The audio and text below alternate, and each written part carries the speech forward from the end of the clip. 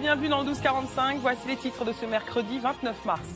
Un exploit médical qui ouvre des perspectives infinies. Aux États-Unis, un homme tétraplégique, paralysé donc des 4 membres, peut de nouveau utiliser un bras pour se nourrir. Un dispositif recrée le lien entre ses pensées et ses muscles du jamais vu.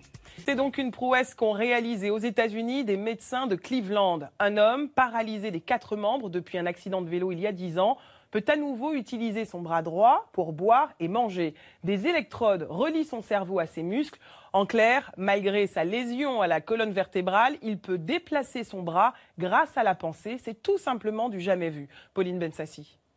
Lever le bras pour la majorité d'entre nous, c'est presque un réflexe. Pour Bill, c'est un miracle. Je me souviens de l'accident.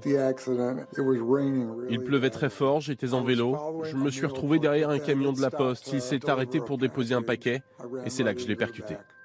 La moelle épinière de l'Américain est atteinte. Elle ne peut donc plus transmettre les signaux de son cerveau à son corps.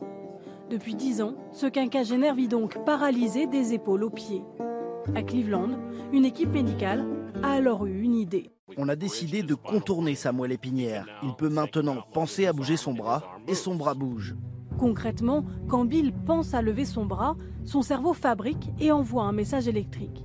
Ce message, au lieu de passer par sa moelle épinière, passe par 2 boîtiers implantés dans son crâne, puis par des câbles électriques et des électrodes que les médecins ont reliés au système nerveux de l'Américain. Le corps a donc reçu le message et obéit. Je peux bouger mon bras d'avant en arrière, de haut en bas. Je suis toujours émerveillé quand je peux faire quelque chose. J'ai pu manger un bretzel, j'ai pu boire de l'eau. C'est la première fois qu'une personne aussi gravement paralysée retrouve ainsi l'usage d'un de ses membres. L'espoir suscité est donc grand, mais de nombreux obstacles restent à surmonter avant de démocratiser ce dispositif. Il faut d'abord améliorer son efficacité, car les mouvements qu'il permet sont encore lents et imprécis. L'équipement reste aussi très volumineux et surtout bien trop coûteux, mais les équipes médicales sont déjà mobilisées pour relever ces nouveaux défis.